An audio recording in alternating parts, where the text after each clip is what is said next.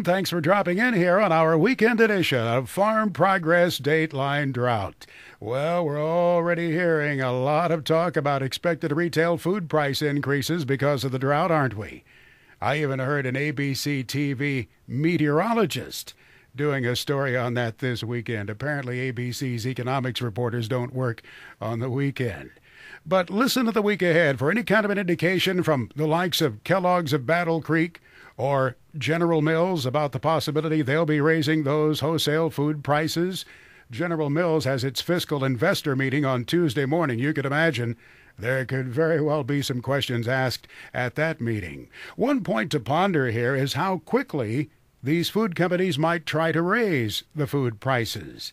You know, in the past, they might take 6 months or so to try to boost those prices, but we've seen such a dramatic increase in a short period of time in the raw commodity prices.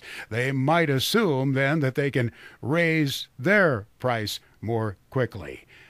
But that could be tempered a bit by their expectation that the consumer might balk at this. You take a look at consumer confidence in America now, it's not very strong. In fact, I believe it's at about the lowest level in 6 months.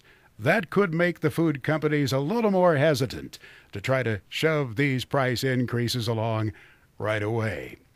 Here's something else to watch for the week ahead, that USDA supply-demand report. It comes out Wednesday morning.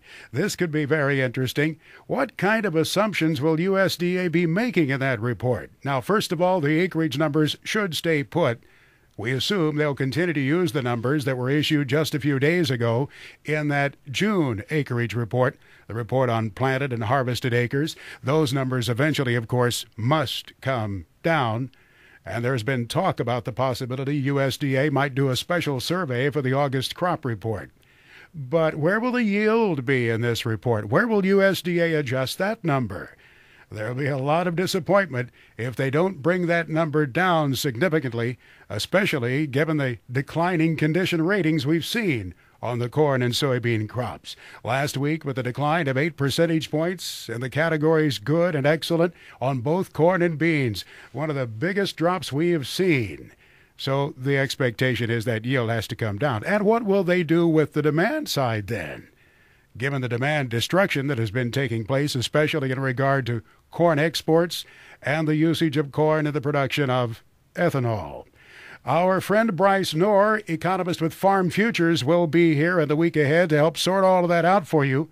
And agriculture meteorologist Greg Solier from This Week in Agribusiness will be here. During the week, he'll be checking in. Between times, he's on our television show to give you a look at the weather patterns and how they are shaping up, how they may be changing a bit.